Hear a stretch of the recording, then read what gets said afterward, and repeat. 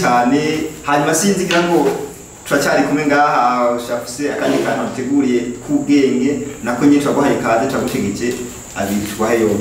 ego murakoze hanyuma agakemanyi ka kabiri naje ndabatekere kuri uno munsi ni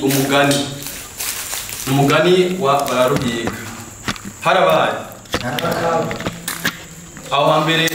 hahise bumva tutabonye habaye umugabo n'umugore bibaruka umwana uwo mwana yari umuhungu maze bamuha izina rya bararuhiga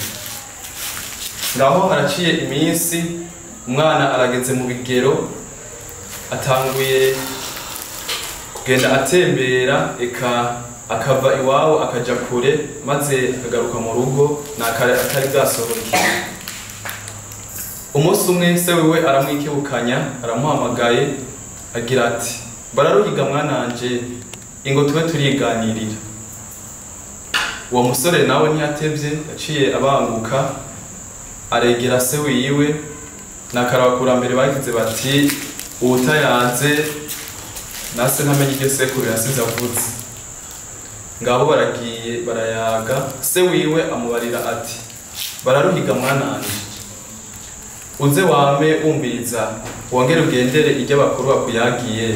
kuko kw'isi biragoye utamenye ivyo abo hambere bagiye baracamwo ntiwigere umenye kazoza kawe arongera amubarira ati burya impanuro zose uzogenda urahabwa n'abagusumba uramuzikurikiza hanyuma wongere uzigendere ibyo uzokora byose wame wibuka ibyo wayagiwe arico udatahura neza uregera umuryango uhanuze hanyuma uheze ukubarire ico ukwiriye gukora wa muhungu aravyemerera se agira ati dawe impanuro zose umpaye ndashize ku muzirikanyi ibyo mpanuye nzobigendera wa muhungu nguwo araheze iminsi aratembereye nkuko yama abigenza agiye ajabutse kuwundi mutumba ahura n'umwigeme hanyuma aramuganiriza amusaba yuko bokubakana ariko wa muhungu ntiyahejeje abigenda bibwire abiwabo yaciye atora wa mwigeme aramubara yuko yiteguye aramutwara n'imuhira hanyuma barabana abiwabo baheze babibone bagira bati mbe bararuha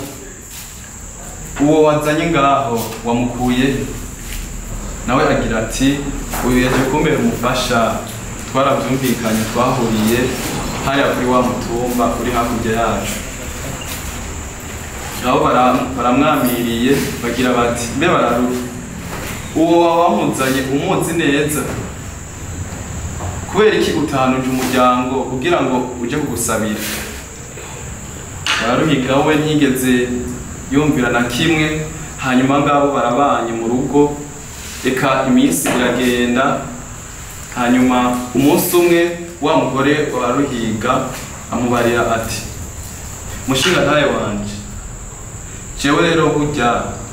hari ikintu nagire nkwisabire nagiye ngusabe uzoje kunzanira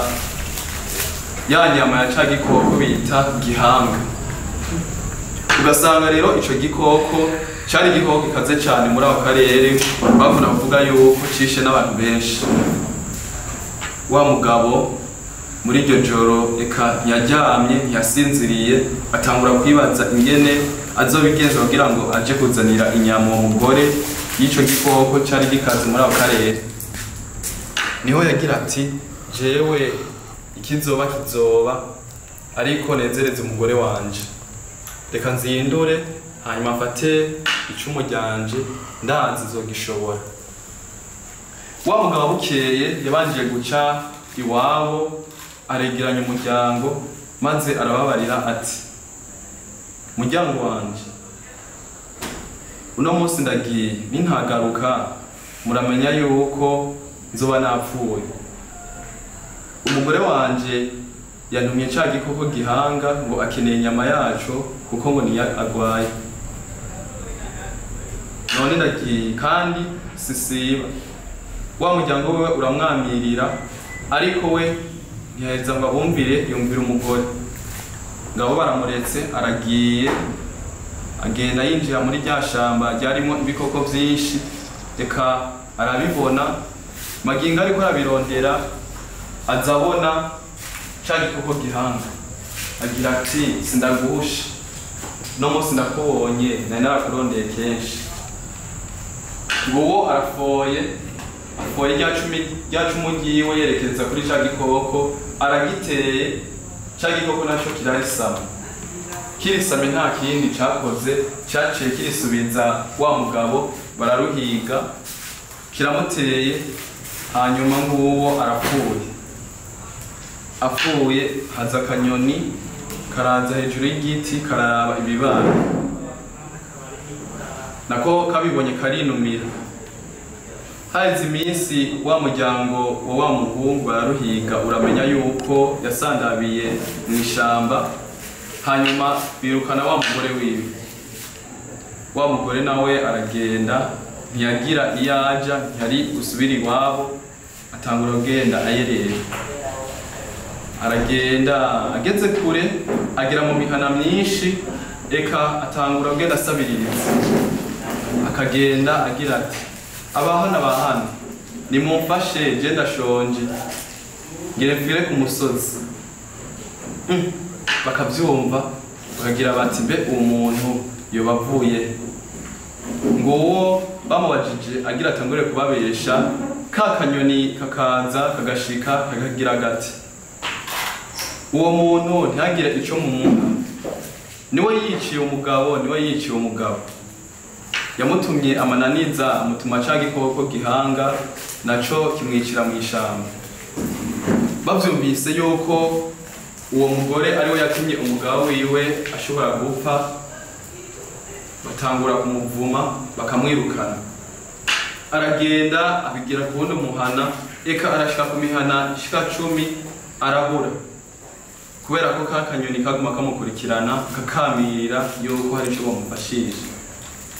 Nuko wa mugore yagenze, ageze ahantu ku ruzi, agwitamo n'akarigwa ari rwuzuye, hanyuma aratwagwa, aburiramwo ubuzima. Sije no hohera uwo muhungu atumviye umuryango wiwe, hanyuma akaburiramwo ubuzima, hakongera agahera uwo mugore yatumye amananiza kandi azi yuko amutumye ibidashoboka, nawe nyene akaburiramwo umugabo ndetse akaburiramwo n'ubuzima. Hari bafise inyota nyinshi yo kubumva niba uwo mugani ufise ikibigisha mu buzima bw'uno munsi, bakoze bararuhiga cyangwa ivyo bintu vyavuzwe mu mugani byose, ngo mu buzima bwa none ushobora kubwigisha iki, umuntu ashobora gucakiramo. Murakoze. Hanyuma icambere na mbere twokura muri uno mugani mu kuwutahuzanya twese, harimo ibice byinshi, no bishira mu bice bishika nka 2. Icambere turumva igice abavyeyi batanguriye ko cyo gutanga impanuro ku mwana wese, arakura, twese twina turahabwa impanuro n'abaturuta, ndetse nabo turuta rimwe baracishamo impanuro uko bababona ico utari kurigenzamo neza, rero bakabona ko hari ico bogusumvye, ariko si ubuhinga bakurushije, ni inkebuzo gusa. Hanyuma ikindi gice tukuyemwo ni igice twakuyemwo cyo kureka kwirukira mu bintu kanaka canke kwiyahurira. Muri make bararuhiga yariyahuye, nkuko nuriya mugore we mu nyuma agiye kwiyahura kubera ko abona yuko ubuzima bwamunaniye, ntako yari bugire, byose akabiburiramo.